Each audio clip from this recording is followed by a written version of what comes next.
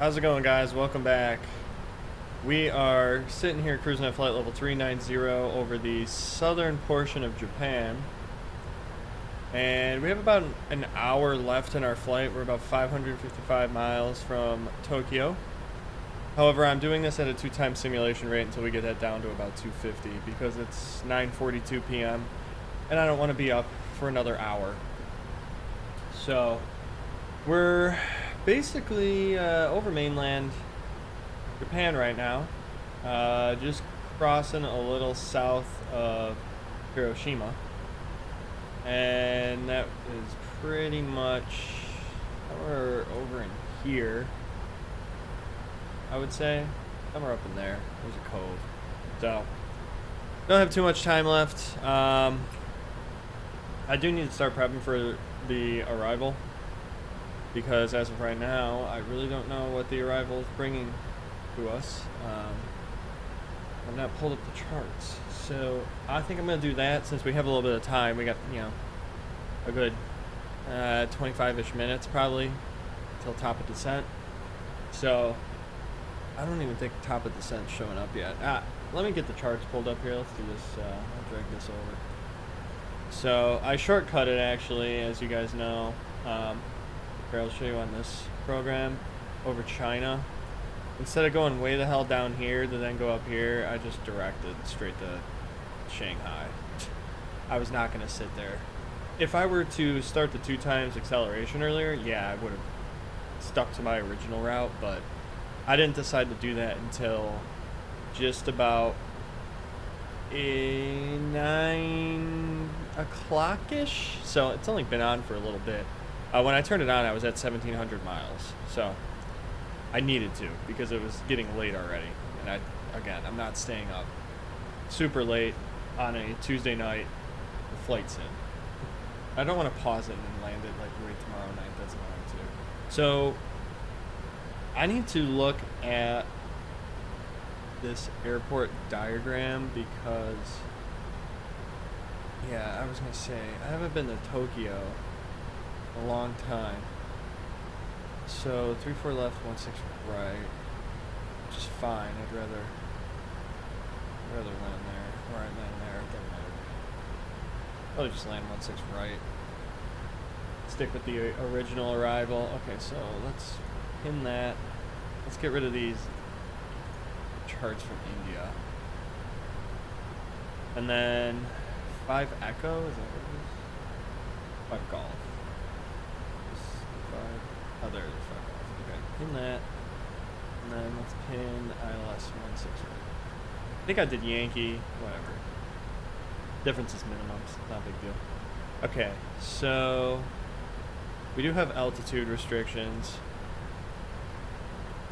The top of descent will be a factor. Let me pull those back up on my other screen. I just want to cross-check everything just to make sure we're good, because normally when I don't cross-check, it bites me in the ass. Not that you want that to happen. Let's see. Nice things. Alright. That's gonna be 11, or no, that's 10,000 at Copen. Okay, 10,000 to 10. And then go there to there to there. And there's supposed to be a transition? I'm not. Hold on. Norma. Domino. I don't get. Hold on. This is confusing. Where is it getting these transitions from? Yemen? Is that even part of this? Again? Oh, it is. Okay. So we'll transition on again. It's cute. And then we'll check our legs. Okay, cool.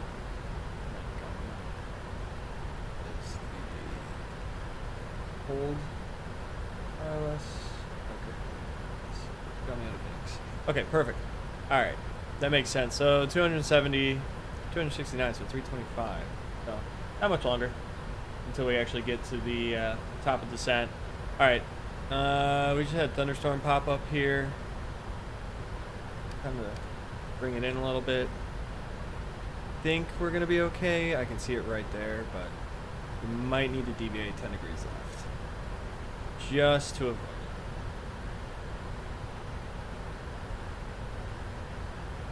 We'll see what happens. We should be good. Those are some high clouds though. They're anviling, so that means they're way up there. And a little bumpy. Trying to hit some bumps. And then once that gets to about 50, I'll probably kick off the time acceleration. There's no point of happening. I don't see a need to continue it. I can handle 50 nautical miles until the top of descent, or even 25. So we'll just kind of keep that up for now. 465 to go. Top of descent. We're cooking. What is our 240.825 econ speed 250? Honestly, for the sake of time, let's go 300. Yeah, we're going 300. I'm not going to bother doing slower speeds, and then we'll get the forecast in a little bit. But if we can go down at 300 over 250, it's going to make a huge difference, because it's just 250 is way too slow the whole way down. That's because, I mean, you're going to transition from Mach to IAS probably around flight level 272, and that's a long way to go. To 10,000, going 250, no thank you. Rather fly the approach quick. Speaking of Tokyo, though, what is the weather? I have not looked. Because there were storms that were supposed to move in, but being that being there a little earlier.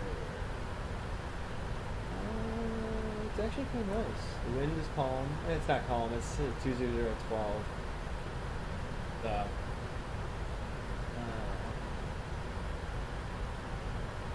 right, left. Looks like we're going to be fine for a while. The tempo of gusting isn't until 00 to 080, so we'll be early on that, which is cool. Might have to watch out for this. You know what? These first cells are fine. The second cells, I'm going 5 to the left just to avoid. Just for a little bit. I could have just done a left of track, an offset of 5 nautical miles, probably 2, and that would have taken care of that, but this will work too. Well, actually, I might need to go a little more because of the wind. Push me into it. Yeah, let's do something. Should be this thing. Just need a few degrees to deviate. Be perfectly fine. Easier to go around than to punch through it. Although I do kind of want to punch through it because I used to have these settings on with Active Sky where when I flew through a thunderstorm, it was almost impossible to handle the aircraft from the updraft and the turbulence. So I had to definitely throttle that back because I couldn't even descend in the regular rain. Any sort of precipitation, the game would just go apeshit on me. So that was a smart move because that thing's right on track now.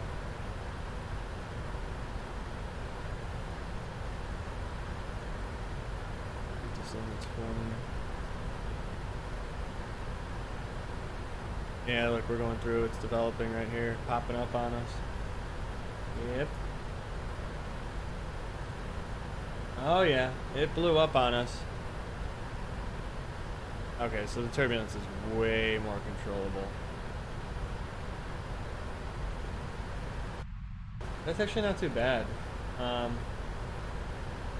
Cloud, turbulence. 100. Let's see. I wonder if I want to see that make a difference. If this starts going up and down,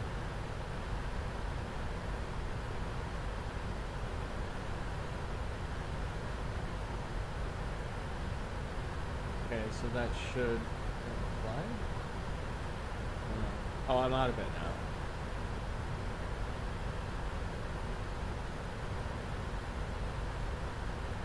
That's probably fine. Alright, well, we'll continue deviating. A little bit of thunderstorms popping up left and right here. That would be crazy. Once we get around this, we'll go back direct Elmer or wherever. Elmer. Actually, let's see what I can proceed to. Give it a few more seconds.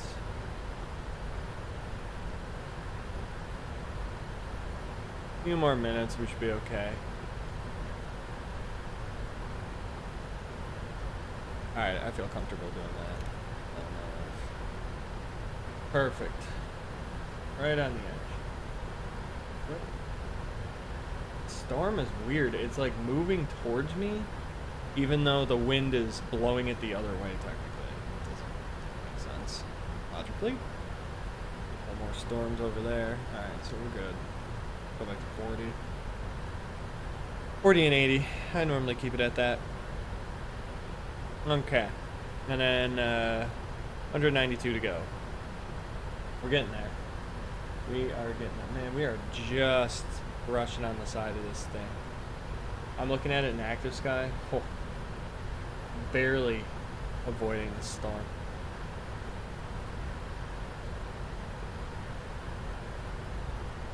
Alright. 3:38, so almost 20 minutes out. The top of descent, then I'll reconnect everything because I'm disconnected from the network. Can't obviously time accelerate on VATSIM. They will yell at you. No more potential weather to worry about. Got to cruise. What else? There's really nothing we can do until we have to descend, so just chill here for a little bit and chat it up with myself until somebody joins the chat so we can talk. I'm sick of talking to myself. That's the worst part about streaming to nobody. Like, the struggle is so real the first few times until you get people that actually like want to chat or do something or hang out or watch the landing. Because the landings, I mean, it's all about takeoff and landing. Cruising's boring. Descent, I mean, the approach is fun too.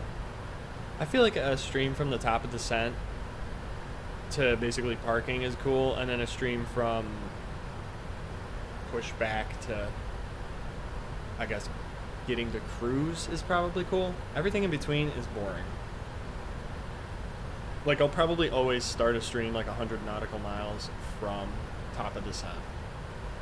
It just seems like the right thing to do for streaming flight sim. Because, again, I mean, this would be boring as shit if I just started this way earlier, or even if I didn't have time acceleration on right now. It'd take forever. It would take forever. And I'm only doing 2 times because that's the highest I can do per the rules.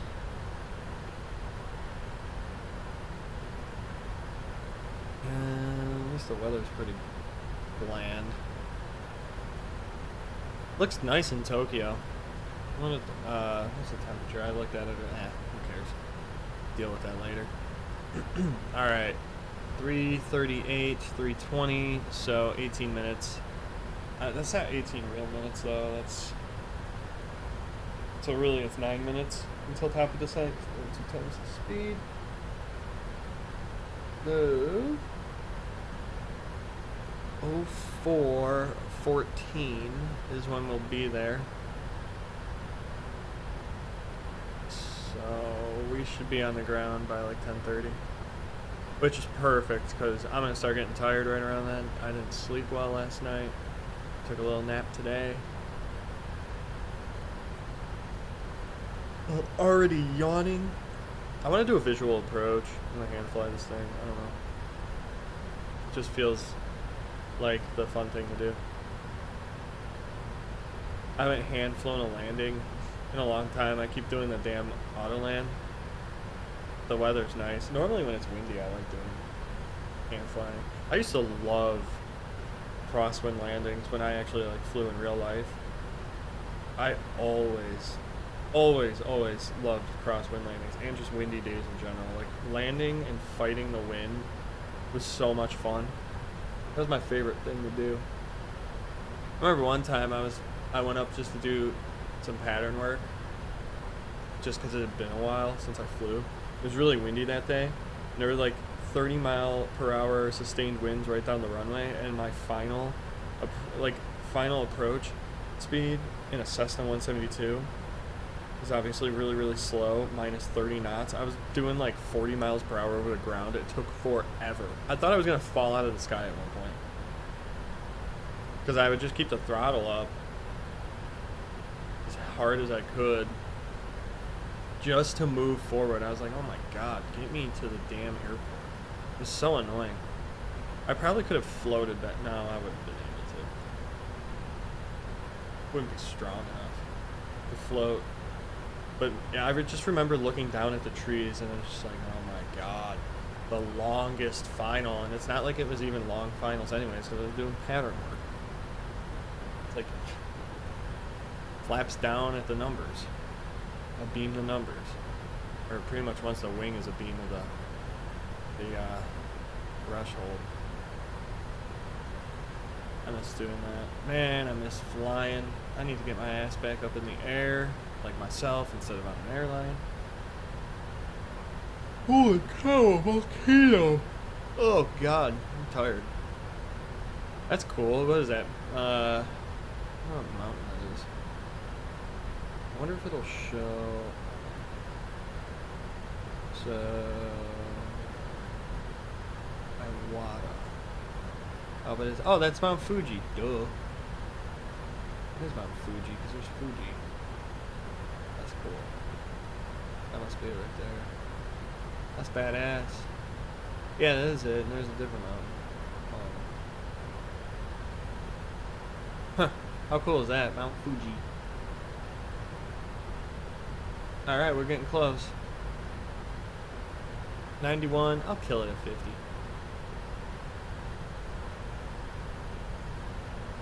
I'll do, reconnect to the network. Follow the flight plan. 328. 338, so 10 minutes. Another 5 minutes. Until I actually disconnect it. Or turn off the time acceleration. Iwata.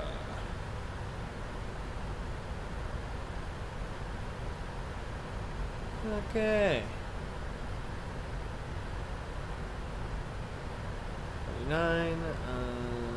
You know what? Let's do this. Let's get the forecast. Request.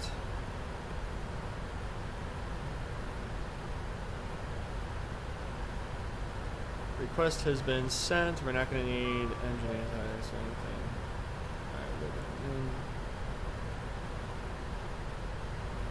Cool. Alright, got the forecast. 10,000 at Copen, 210 knots.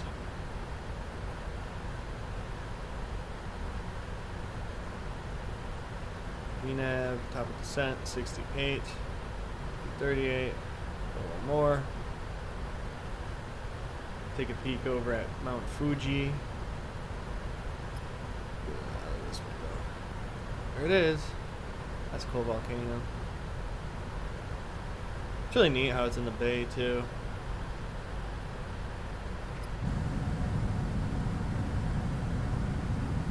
There it is. Look at that. All fancy. Looking out over the water. Back to our cockpit view. Bring up our FNC or 15 to 48. Yeah, I'll take it to 345, 3 minutes out. That's easier. I mean, every second here counts technical.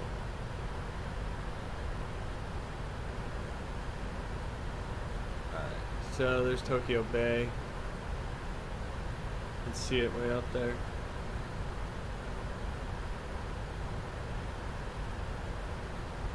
Shimoda.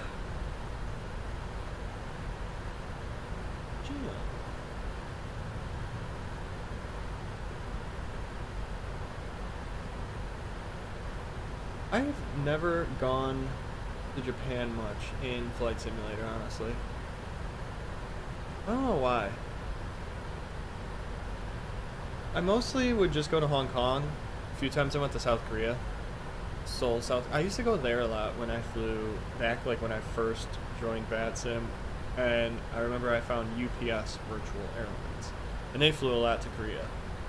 So I'd always do like Chicago to Seoul, South Korea, and then Hong Kong a few times. Am I ever flying the MD-11 to Hong Kong? I feel like they were big on the MD-11. So was Delta. That Delta Virtual, that was big on the MD-11 also. What'd you do? Overshoot? Yeah. All right, we're at 30. I'm gonna go ahead and kick this down, do it normal, and then let's go hide menu bar. All right, I gotta do a few things. I gotta update the time because we have a 43-minute difference, so we're gonna hit no loading screen, even better. Perfect, and then connect, flight plan, file, I think, RJBB, that's not Tokyo though. Yeah, we're good. Osaka. So there's nobody on in Tokyo right now. And then I'm gonna double check traffic here. There's me and one other person inbound from Manila. We might be landing around the same time. That'd be cool. But as of right now, no traffic observed in the area. Now, being that I'm going Mach 0.86, which is fast as hell for a 777, really pushing the limits. I'm probably going to start my top of descent actually like 15 miles out. So let's actually crank this down to 10,000. Oh, I'm going to beat that guy by 5 minutes. It's not too bad. And then what we'll do is I'll descend now. Just because I'm going to be cranking it down.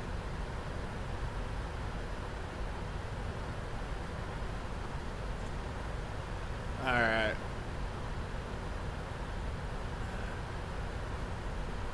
I don't really need to do an off-path descent. Just descend now. Drag required. How about you just decelerate the engines? We'll be fine. We don't need to. We don't need drag.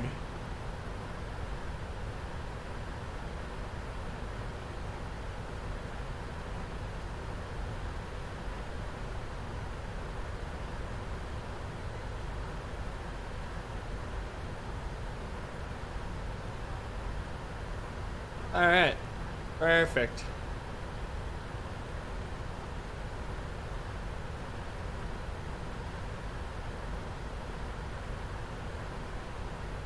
Actually, here's what I'll do.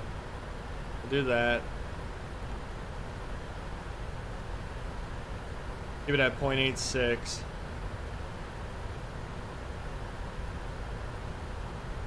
Actually, we'll reduce to 0.85. 0.84. Just keep it safe.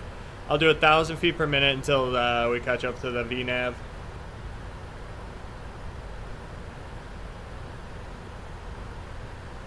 Should be good.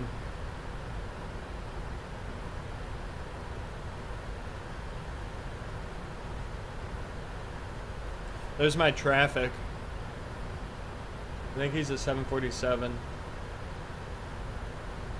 Yes, he is.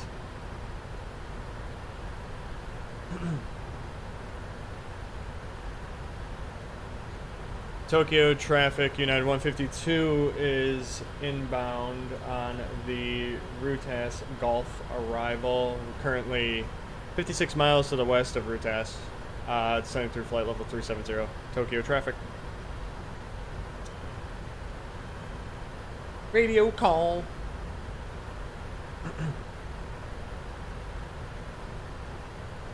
Alright.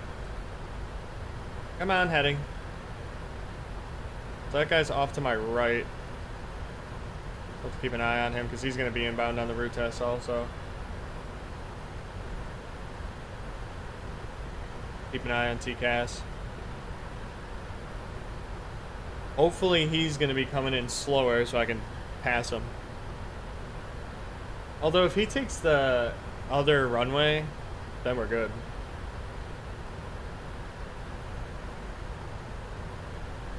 I'm going to want to get off really fast. So I'm probably going to do auto brakes 3 just so I can get off early and make a left before I run to the end of the runway and pass all the gates.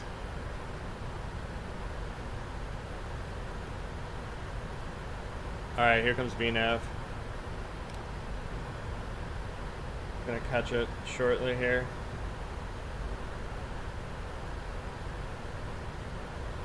This is just gonna keep going up until we hit 300.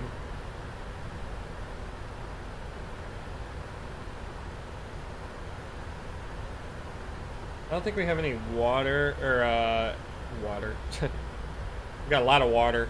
I don't think we have any weather we really need to worry about. So I'm going to switch one over to terrain, and we'll keep this one on weather for now.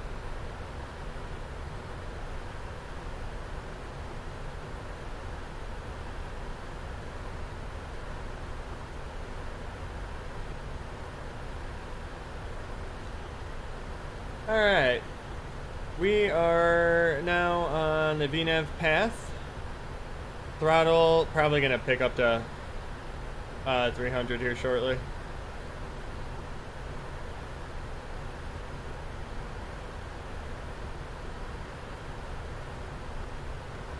That'll pick up as we get lower. Okay, so this guy is actually above us, so we're good. We're good so far on separation.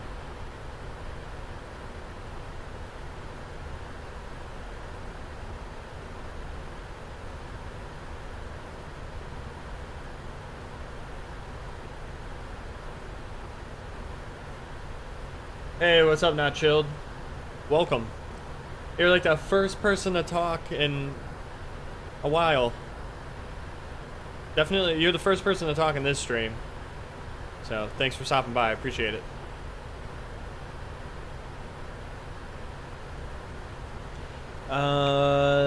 Okay, so we are definitely descending faster than him, which is good. And then, 10,000 by Copen. So, we still got a little bit of ways to go to Copen. Nice. Okay, well, you tuned in at the most exciting time because we're actually finally descending instead of sitting there cruising, so at least you'll get to see the landing.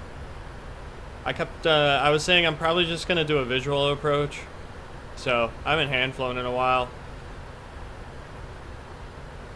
We don't have very much longer to go. And we're currently racing some 747, which is what this target right here is. We're racing him into Tokyo. I'm gonna win. I'm determined. I just want to land and go to bed. But no, we'll take our time.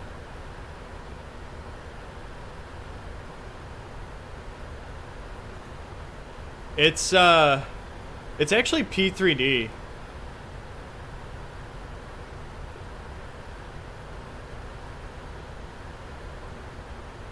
Version 5.3, I think. I don't know. They probably came out with a new version. I haven't even been to their website in a while.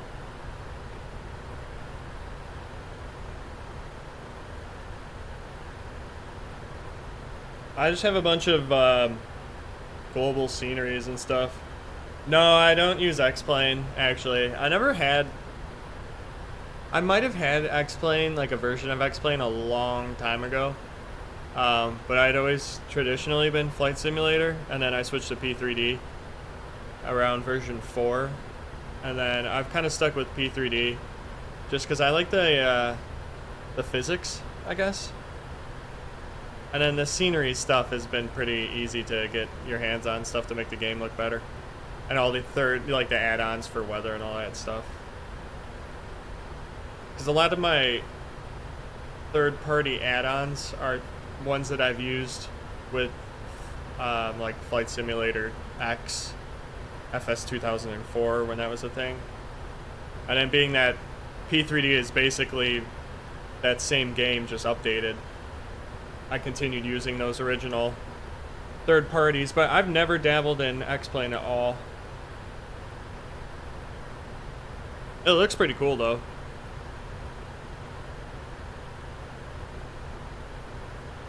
I just know all the settings and everything in Lockheed Martin so well, it would be really, really, really tough for me to change. No, right now there's nobody on at Tokyo.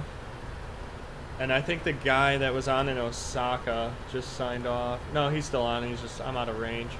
No, I haven't had any ATC, surprisingly, considering I think it's kind of late morning in Tokyo right now. Normally they have people on, but I think it's more in the evening for Tokyo. Or it's a lot of people in the US that just control over there on VATSIM. So I'm doing everything on Unicom.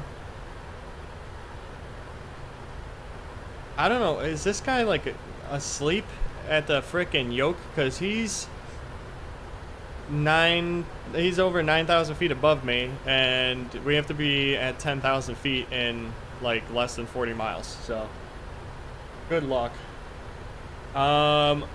So I learned comms for VATSIM, let's see, 2005. I was 14, and I want to say, I'm trying to remember, I think I joined VATSIM and just listened a lot, and then I joined a virtual airline and met somebody that kind of helped me with it. And then about a few months after I joined VATSIM, I started flying in real life. I started taking flying lessons. And I will tell you that learning how to communicate in VATSIM put me very, very far ahead and made it not awkward to communicate to real ATC when I was flying. Like, I had no problem talking to ATC. But really, I just learned it from listening and talking to people and asking questions. And I was only, I might have been 13. So it's really just kind of like asking people, what does that mean, blah, blah, blah. A lot of things with ATC is basically you kind of know what they're going to say if you're following procedures and stuff like that. Like, I would already know in this case, you know, I'm flying an arrival. Here, I'll pull it up. I'll pull up the chart. So I'm flying this arrival, and I know that I need to cross this waypoint at 10,000 feet, 210 knots. So at some point, ATC would tell me to descend at my discretion across Copen at 10,210 knots, or descend via the arrival, whatever. So I would know what they were talking about. So you're kind of always ahead, and then you're normally just listening to instructions and kind of situationally being aware to see and understand if it makes sense or not. But any questions you have on ATC and communications and comms and stuff like that, I can definitely answer it. 2983 on the altimeter. I'm going backwards. 2983 is set, and there we go. I'm gonna switch my zooms real quick here.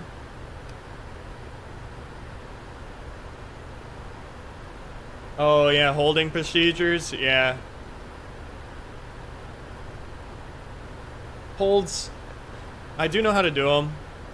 I know that actually from real life. I very rarely seem to ever do it in flight sim.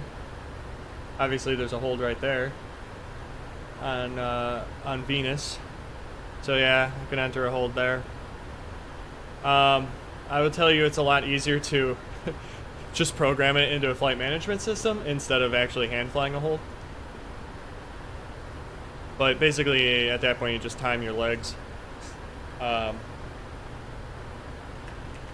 It's definitely not my favorite thing to do because it just takes way longer than it should. Okay. Let's see. I want to throw my wing and logo light on real quick. Do you mean holding, like, you mean a hold like I was just showing you on a fix? I'm assuming that's what you mean. Or if they just tell you to hold at a certain waypoint at an altitude.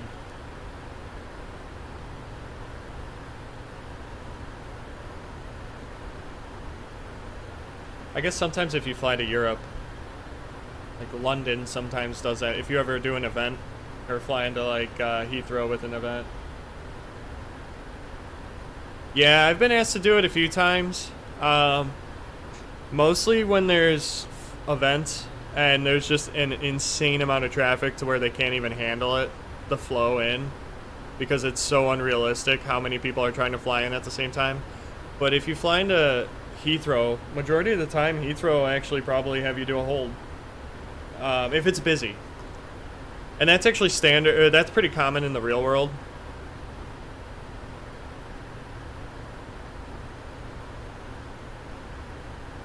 But very, very rarely.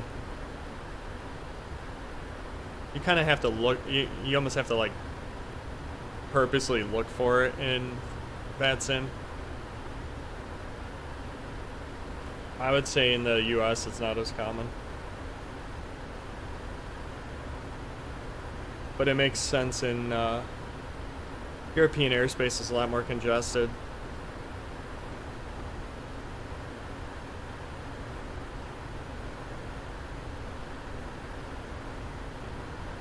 Alright, we're at 10,000, and then next is 6,000. I gotta reduce my speed immensely, which is why we are arriving at 10,000 so early, because I'm going 300 knots right now.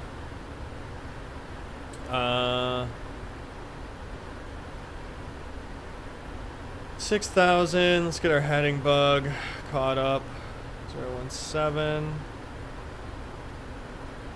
Level off, decelerate. I'm gonna go ahead and just kick on my lights, just because we're already down here. Alright. Not that this does anything, but I'll kick the seatbelt sign on too. Just for realism's sake. It's pretty warm here, 29 degrees Celsius. That's like 85 Fahrenheit. I'm gonna do auto brakes 3. I'll do flaps 25. I'll land at 145 knots. That's pretty regular.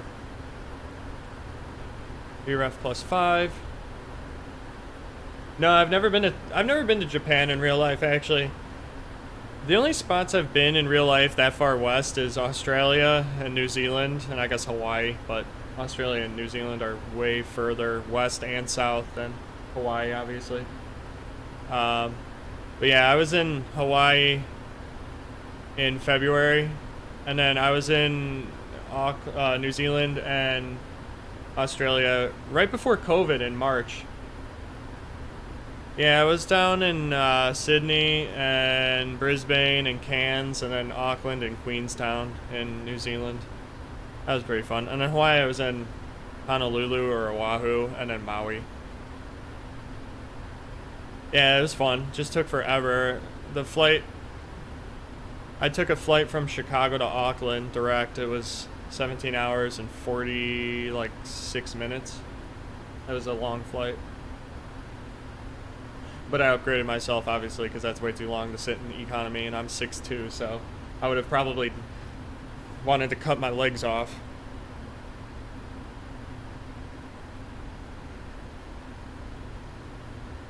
Maui was fun. I liked Maui. Actually, I liked flying into Maui. And one of my buddies is a pilot for United and flies to Maui all the time from Jersey. Yeah, 17 hours in economy would not be fun. So that's where it made sense to pay more money to upgrade. But Maui's awesome because it's always so damn windy landing at that airport. Yeah, well actually, the other thing you can do too is premium economy on those flights are actually pretty reasonable, and it makes a difference. Okay, so next, it's 10,000 at Gamma. This is so stupid. They make you maintain 210 for so long. Oh my god. How about this? No. Nobody's behind me. I'm taking 250. Why am I descending? Oh, because I'm flight level changing. Hold on. No. Stop.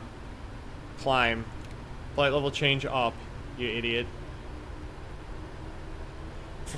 5'11" at 40. Yeah, I was the same way as you. I was pretty much 6'2" by the time I was starting.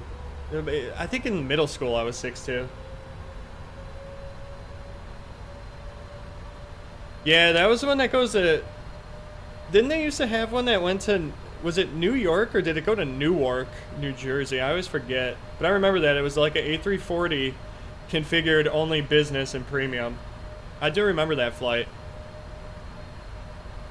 Yeah, that was the longest operating flight in the world for a while. Oh, now it's A350. They switched it. Okay. Because I do remember when they used to do it on the A340.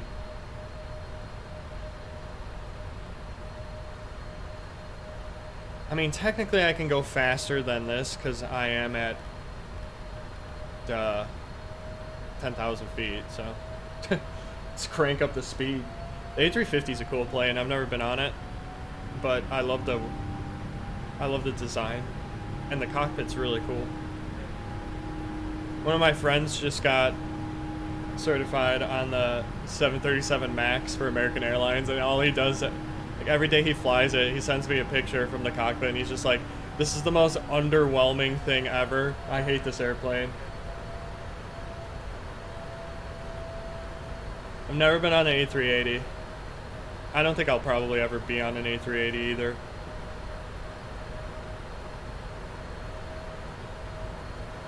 I'm gonna slow up before this turn because that's one hell of a turn. Yeah, he does not like the 737 MAX cockpit. He says that it seems like it's just a lot of wasted space with the big ass screens. But the HUD is cool.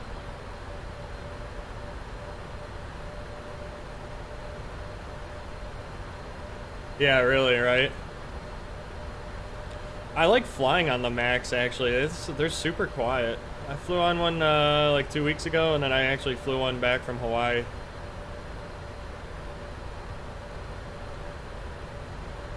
They're like pretty nice. What's up, Object Unit? I just was like responding to you. Didn't even realize you're a new viewer. Thanks for joining. The more the merrier. Yeah. Yeah, exactly. I really like the NG cockpit for the 737. I don't know. I just always thought that was the most functional thing ever. Oh, you've been here a while? My bad. Alright, I'm gonna decel now because I gotta start descending here soon. 6,000. 10,000 here, and then we gotta go down to 6,000 in 16 miles. Yeah, the 777s. I think the 777 is probably my favorite too. I just think the engines on it are so impressive, and I don't know. I like flying on it. 787's cool too, but 777's just iconic in its own way. I had a neighbor that flew them for a while, and then he flew the 747 when United still had them. He retired before they retired the United 747s, but One of my other friends, a couple, like, so I went to school for flight and business, but I didn't continue in flight because I didn't want to be a commercial pilot. So I still have a lot of friends that are in flight that are now, a lot of them have pretty much left the regional carriers and now they're on mainline airlines. And one of them is a friend who flies for American on the Max. And then I have two other friends, they both fly for United, and they're both on the 767 and 757. Since it's a single type rating. But it's really cool because he flies the 767-400, which basically has the 777 cockpit. Which is really cool. I like seeing all, his pictures are cool. He flies a lot to Europe, and he's based out of Newark.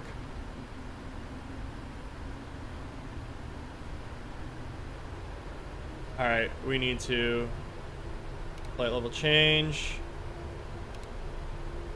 I need to switch my altitude.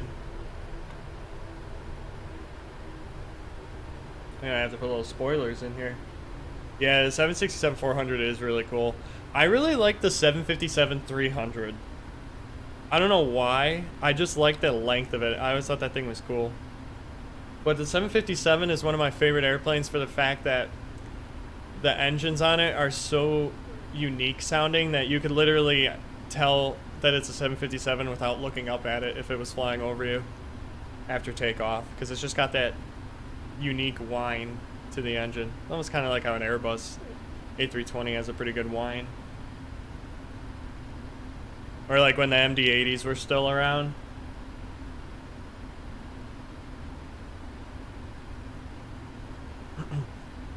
MD-80s were so cool. Those planes handled so well in windy conditions.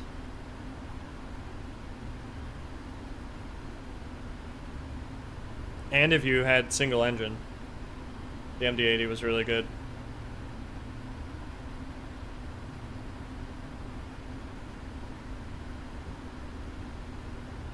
Alright, so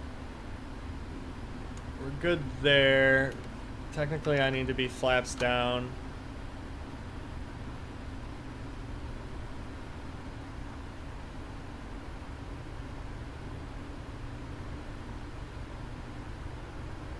Okay, I'm going to... I don't need to make a radio call yet.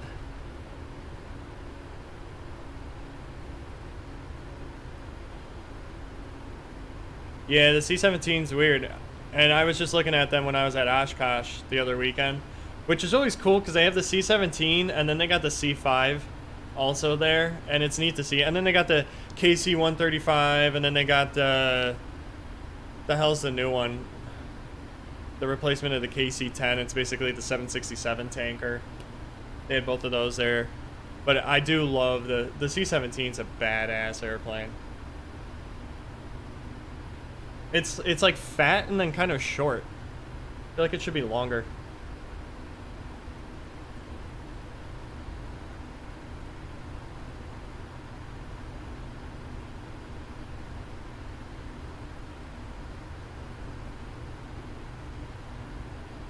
The A320neo has a cool look, mainly because the engine and the bypass on those things are so freaking big. One of my friends that I used to actually train with when we were both like 14 and 15, he flies for Spirit, which I always make fun of him for flying for Spirit because it's just literally a school bus in the air. But he gets to fly like brand new Neos, and he always was sending me pictures of the bypass when he'd do his walk around. Those things are powerful. That's really cool.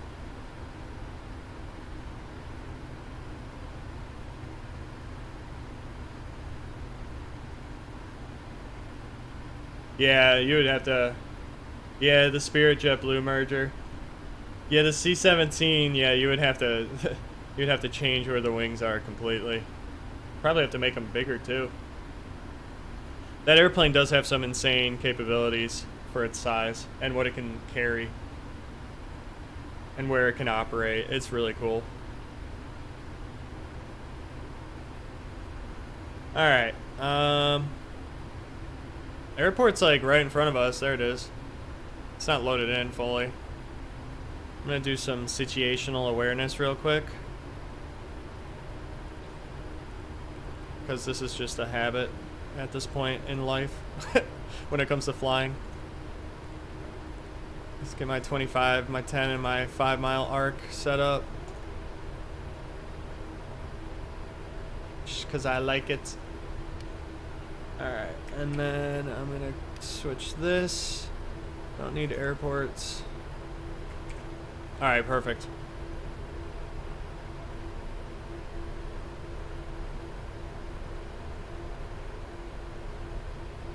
Yeah, they did have it in the 90s. Because I think it was after Desert Storm. Because they used the C5, I think, a lot in Desert Storm, if I remember.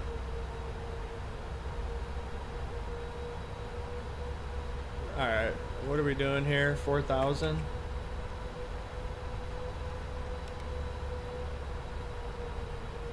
I'm just gonna fly level change the rest of the way until I get to the ILS.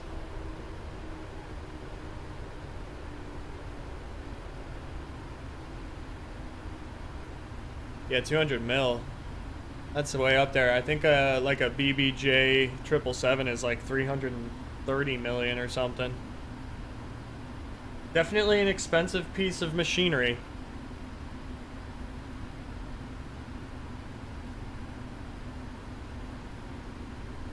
There's no doubt in that.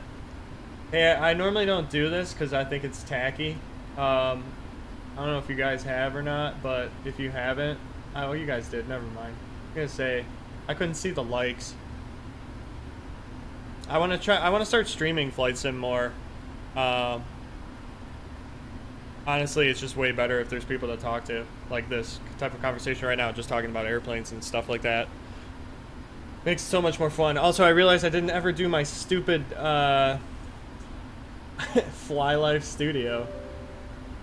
Sorry if that made the screen disappear for a second. Yeah, I need to do this.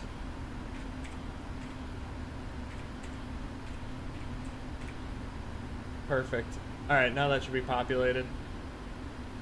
I never put my information up there.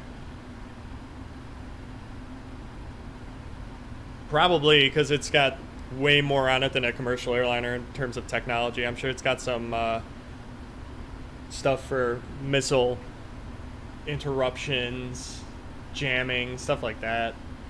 I would think anything under the umbrella of Lockheed Martin, just probably because it's Lockheed Martin, it tacks an extra fixed price onto it, something like that. Flying through the clouds.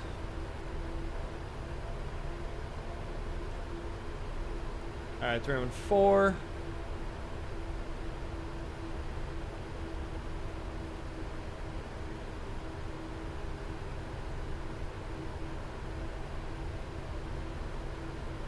I'm gonna keep 180 or 210 until we intercept.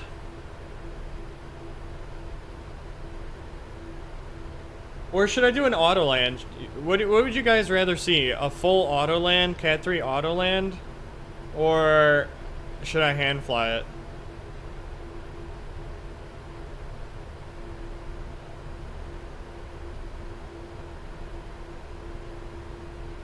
Hand fly? Okay. A 5th gen F-35. I don't know what version of the F-35 I saw. It wasn't the one that can do VTOL. It might have been an A, because I think there's ABC. But they had it.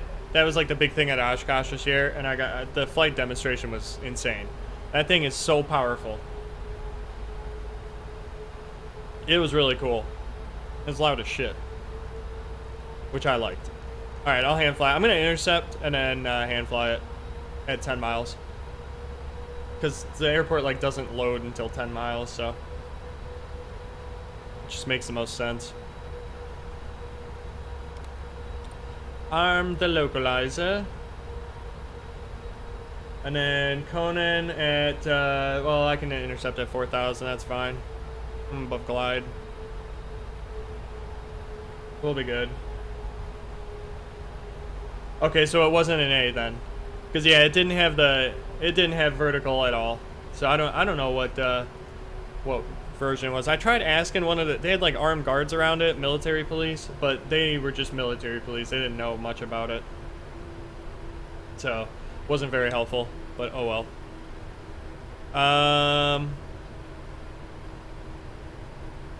Let's see. Armor spoilers. There goes that.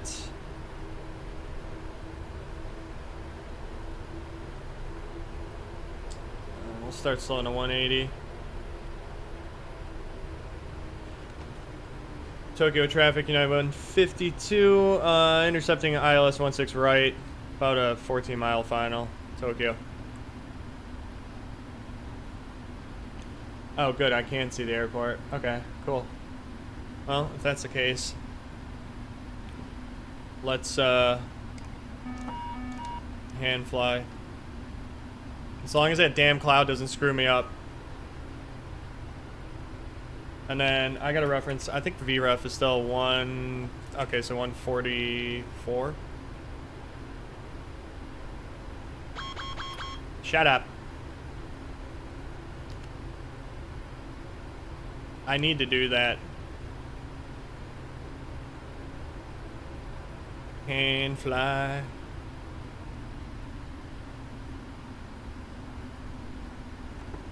I might have to adjust my camera. I don't really hand fly this thing that much. Normally I just auto land it. Oh my god, altitude alert. You're gonna kill me, aren't you?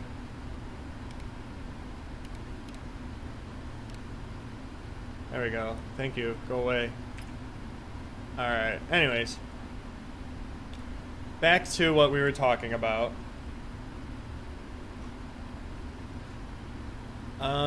It looks like I'm gonna have to throw my gear down a little early and go flaps 5. Because this plane's kind of light, so it's gonna want to accelerate as I descend. This other guy's not making radio calls, so...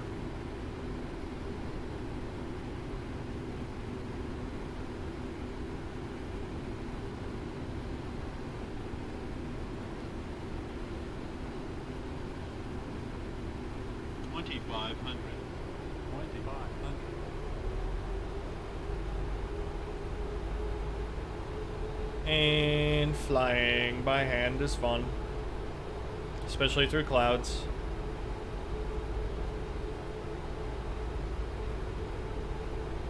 Maintain 180 until 5. Normal slow to 139. Bug up.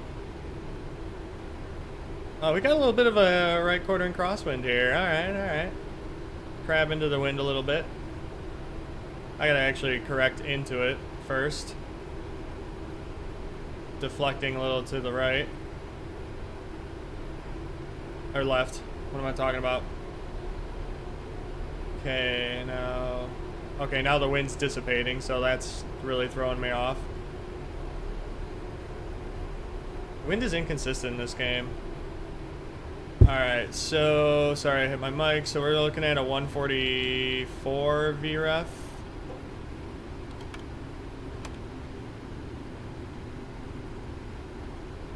And we're still getting blown.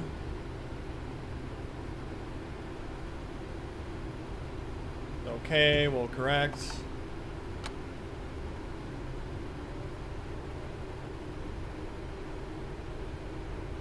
Man, I have not had to set the trim manually in a while. It's crazy. 1,000.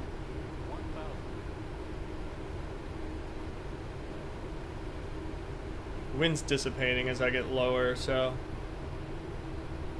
now it's only 13 knots. 700 feet on the glide. Approaching 16 right.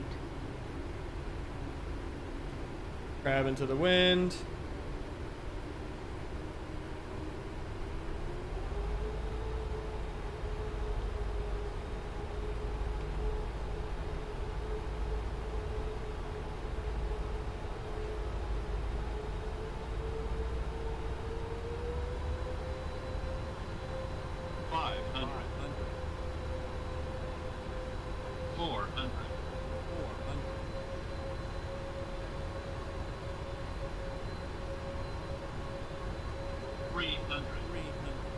Coming in a little high, but it's fine. Oh, now the wind's really dropping out on me. 200. Got a long ass runway here, so 100. 100. 60. 50. 40. 30. 20. I'm more worried about the wind. That got gusty at the end. 20. Narita And traffic radio check. glide. Traffic Jesus. on Narita confirm, can you hear me? Hey, we got your 5x5. Thanks, sir. 80 knots. Narita traffic advisory Philippines 428 heavy will establish on the island left Yankee approach. Alright, manual brakes. We'll get off at the We next will one. report 6 mile final. Auto brakes. It's my taxi view because this thing is so hard to see over.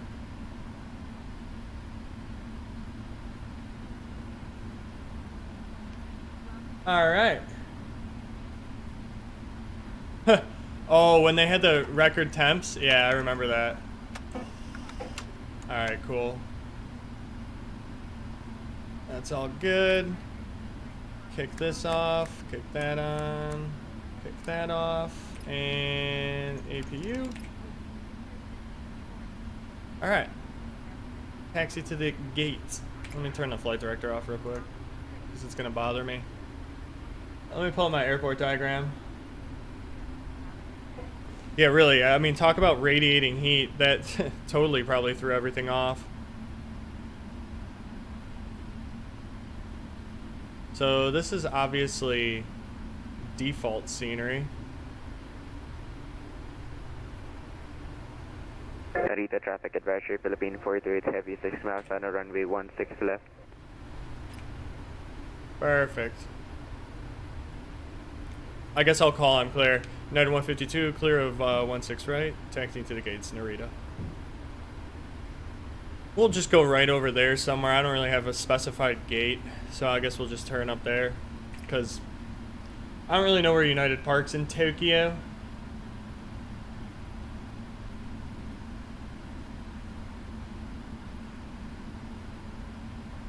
I'll have to check. A and C is the tint of their window. I'll have to check my picture. I did take a picture of it.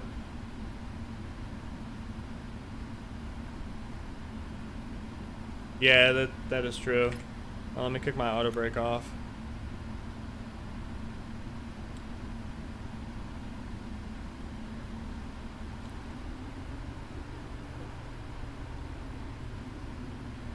Yeah, I don't know if you've ever heard of VATSIM. Now, these are just... Narita traffic short span on runway 16 left. This is just another guy landing here. He's another guy flying. He's landing on 16 left, which is way off in the distance over here. I don't. If we didn't have this damn high terminal, we probably could see him. But yeah, he's another person flying online. He's just announcing where he's his intentions, kind of like I was doing when I was landing. There's really not much traffic at all here. I think him and I are the only people that have flown here. So I don't see anybody else. Now I'm gonna assume this gate's heavy, so I'm gonna go there. I can tell from here. Yeah, and then actually you'll get like people on ATC that'll actually be real and they'll actually control you with the radar screen and everything. It's pretty cool. I'd definitely look into it if you're interested. Yeah, I don't know if the terminal really looks like this in real life because this is default scenery here. I don't have payware. I'd imagine it's probably all glass because that's kind of seems to be the trend of modern terminals nowadays. They all seem to have a lot of glass. Oh yeah, this is definitely a heavy, so that's good. Alright. Well, we'll go outside. Actually, we might be able to see him. Hold on. No, he's too far. That runway's way off in the distance. Unfortunately.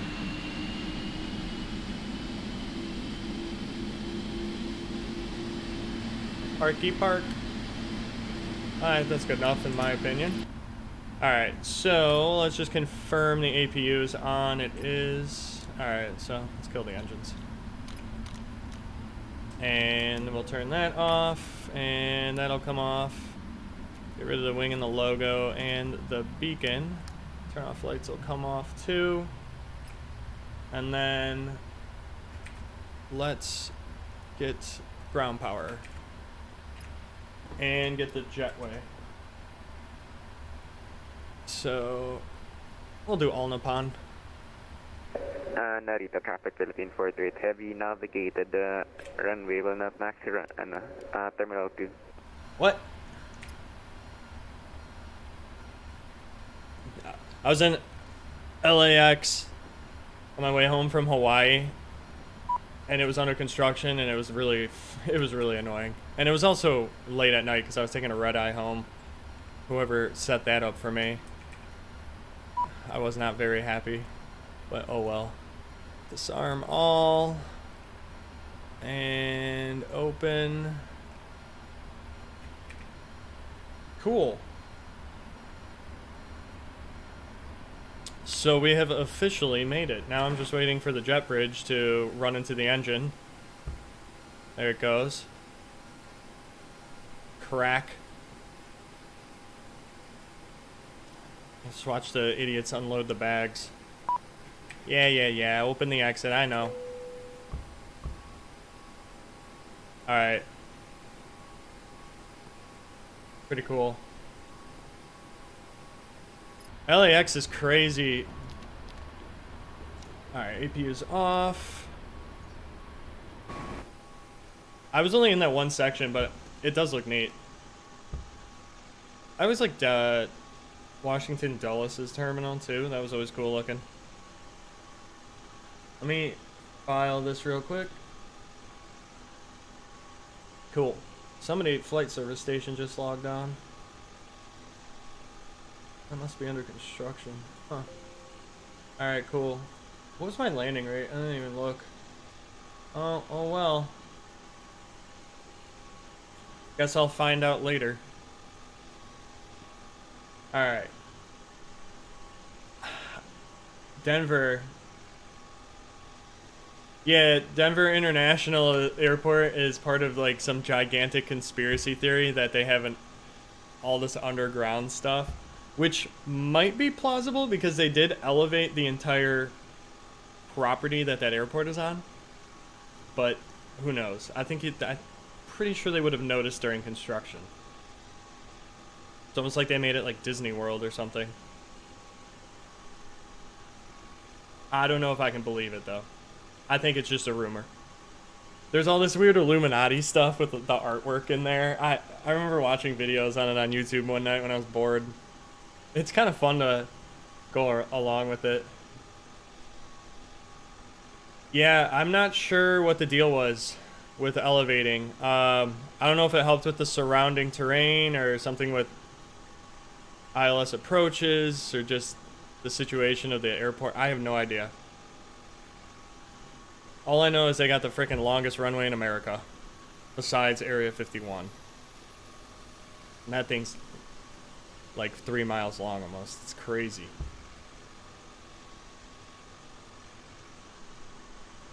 Alright, so my APU just shut down. And my cargo... Yeah, it's literally all farmland and pretty flat. That place is a pain in the ass in a snowstorm though, 'cause shit just blows everywhere. Let's see if we can see this other guy. Where is he? He probably parked way over in that terminal. Somewhere over yonder. I just went here because it's close. I don't want to go all the way to the other side. Plus, this runway's bigger. That other runway, not as big. This isn't horrible scenery for default, but it's not, like, perfect. Yeah, maybe. Maybe. Who knows? Or maybe they did want to build an underground city.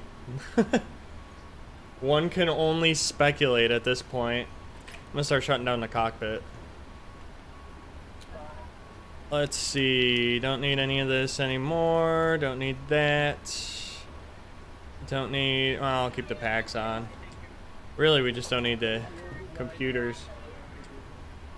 Turn off the hydraulics. I like doing this because then it's fun to watch the flaperon sag. Bye, flaperon. Lose your hydraulic pressure. There it goes. Blit. Droop. Rumor about underground buildings seems to be meant to be bunkers. Yeah. I don't know what Denver needs a bunker for. Who would attack them? They go straight to Cheyenne. Yeah, or you would think they would go straight to Cheyenne. Alright,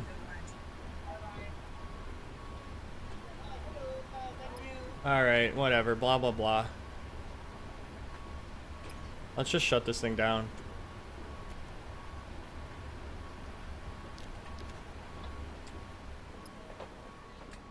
And now we are cold and dark.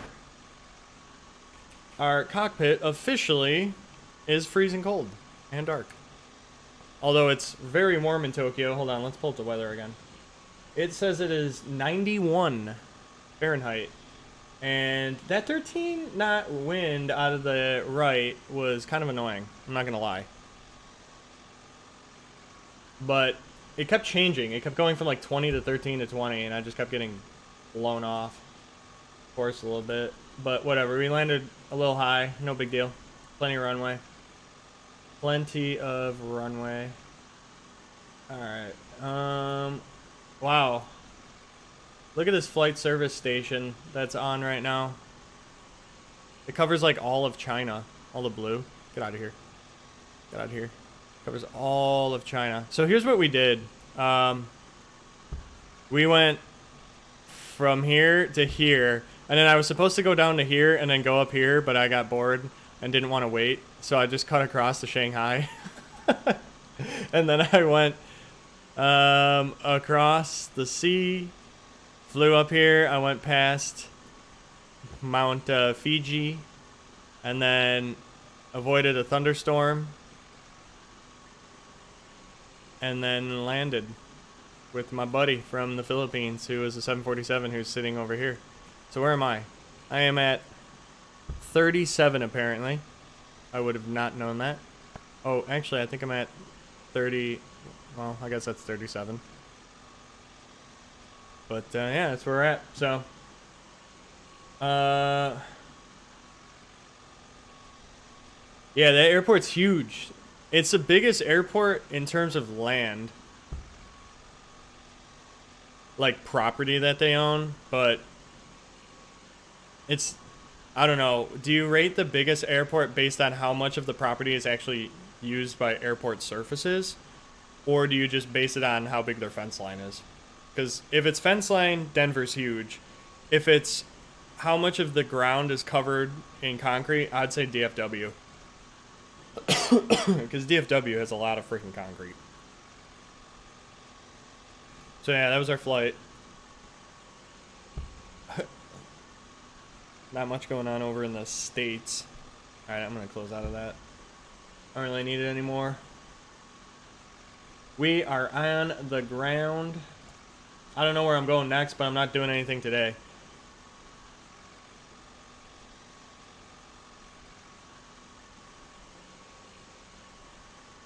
Air and spaceport. Hold on. Let's do this. Give me a second to pull up Navi. Let's look at Denver. 'Cause I can just pull up any chart I want, really. Alright. Let's go to Denver. Show me the charts. Alright, we want taxi, airport. Okay. This place is huge. So, hold on. Oh, I don't have satellite view on here? That's dumb. Oh, man. Well, let me go all the way in. I mean, look at this place. It's a monster. Oh, this runway is 3 miles long. Duh, it's 16,000 feet. For some reason, I thought it was 14. Yeah, it is huge. I mean, just the scale of it is a monster. You got 3 miles right here, 2 miles here, 2 miles everywhere. Every runway's 12,000 feet. You got these dinky little spots everywhere.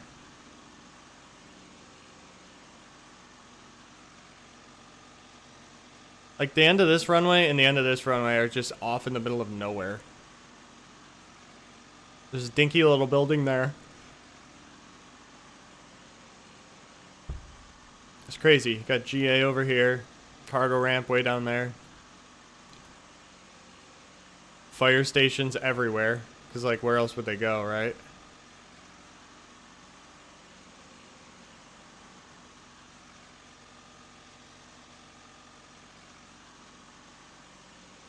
Yeah, this is crazy. This is insane how big this is. Standardized taxi routes. Oh, that's boring. That's no fun. They got anything cool for reference? Class B airspace. That's big. Holy Jesus. Overview. There it is. That's insane. Oh yeah, there's the air and spaceport. Yeah, down there. This place is a monster. Unbelievable.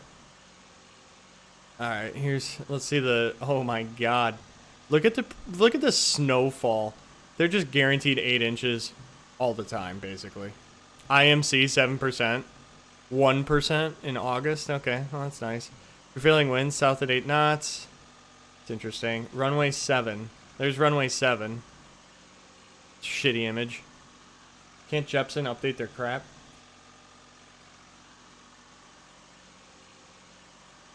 Yeah, I don't know.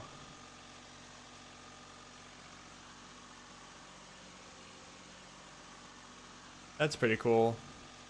No, you would never land that way though on that runway, ever, or that way on that runway.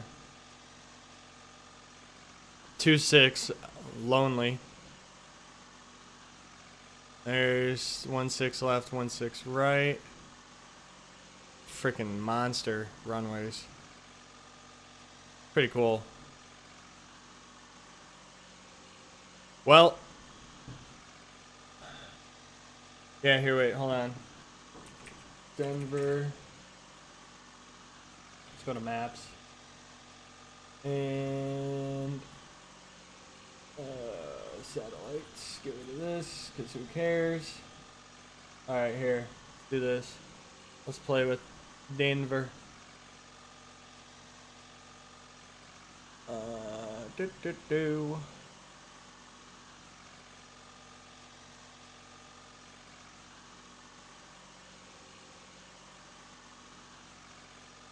Here it is, Air and Spaceport. I always forget about this.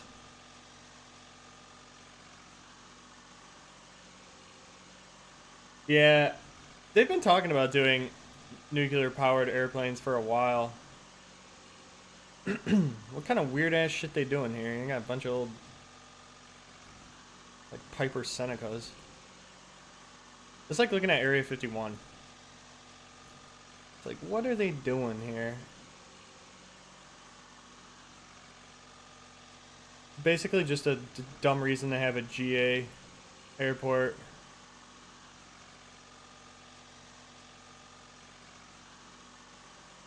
Now I want to go to Area 51. I want to say Groom Lake is like here. Damn. No, am I? Isn't Groom Lake here? Where are you? I know you're here. I know you're around here. Can't be that far off, am I? Yeah, I am, because there's a road right there. Hold on. Shit. This one? Damn it. Ah, I'm so bad at pinpointing where it is. Hold on. Las Vegas is there. It's one of these. Is it this one? No. Is it... Other one. This one? No. It's over here? No, there's too many roads. Gotta be where there's no road.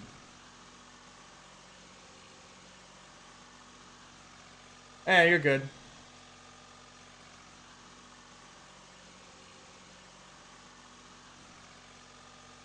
No, they have it on here. I know they do. There's a Tonopah test range.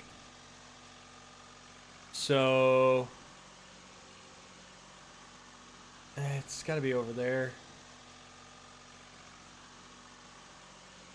Alright, so where did I try? I've tried here, here, here. Hey, this thing's gonna piss me off because it's...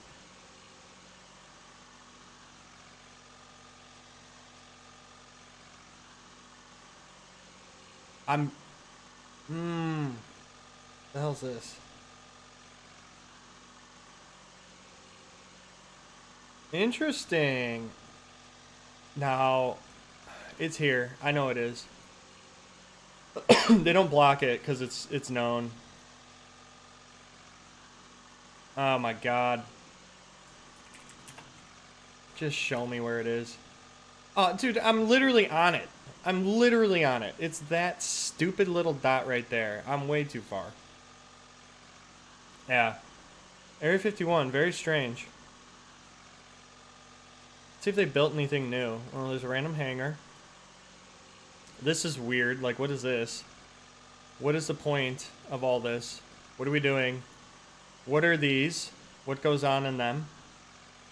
Where do these roads go? Why does it stop there? What's that for? Is that a mountain? Dish? Where's this road go? What is this? Like, what is this? Why are there just nothing here? Is that the gate? It's got to be the gate. Is that the south entrance? Maybe. I don't know. There's another building there. Are they targets? Where'd that guy claim he worked on the aliens? Somewhere over here? I don't know. What is this? Papoose Lake? Oh, yeah. Weren't they building something here, too, I thought? There's like a drone facility they built somewhere. Yeah, the runway they have here is insane. Like, what do you need this for? Clean it off, too. Like, fix your runway. Oh, no, we'll close that one and just build a new one over here. Waste of money. Just gotta wonder what all this shit is. Alright, let's look at the buildings. Ooh, that's new. This place just gets bigger and bigger and bigger every time I look at it. Look at all this crap. Like, why are there trees here? You got a lake? You made a lake. Is that what we're doing now? What does this do? They... Alright, hold on. Let's see if we can see anything cool. They must know when they're going to take the images. That looks like they blocked that.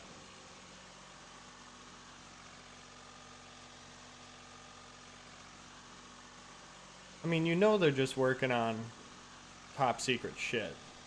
But what is this? Like a testing an engine in there, maybe? I don't know. It's not a single airplane. They don't even have the Janet flights over here. Double-sided hangar. These buildings are just getting bigger and bigger.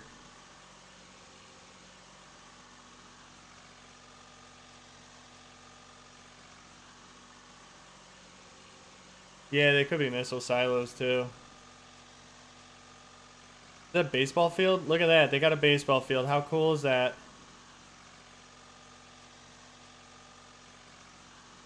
Bunch of random storage containers and trucks.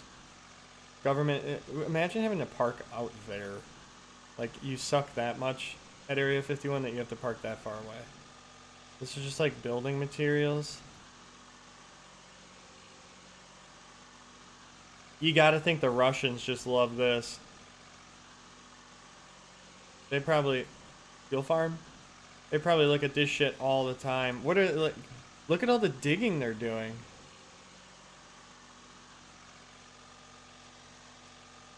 You're not gonna tell me they're making underground bunkers or something? They gotta have some underground shit. There has to be. There's no way there isn't. Now, where's that little drone field? Because there's a drone field somewhere. What happened here? Oh, is that where they detonated a nuke?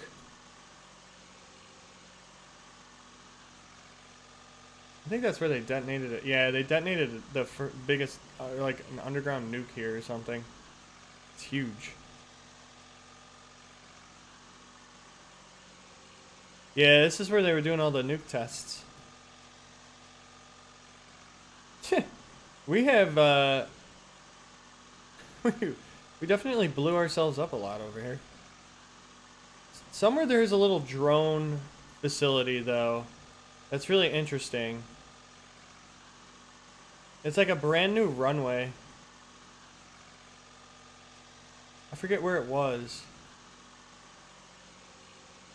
But here's the deal. If you can see Area 51 from here, this runway is black as can be in terms of the contrast of the sand. Oh, here, what's this? What was this? Something here. Interesting. Look at these roads. The aliens are out there, I'm telling you. We'll find them one day. Yeah, I gotta go. I gotta get to bed. It's 11 o'clock. I gotta work tomorrow. Thanks for watching, guys. I appreciate it. I'll catch you guys next time. Have a good night. I'm gonna end the stream. Bye-bye.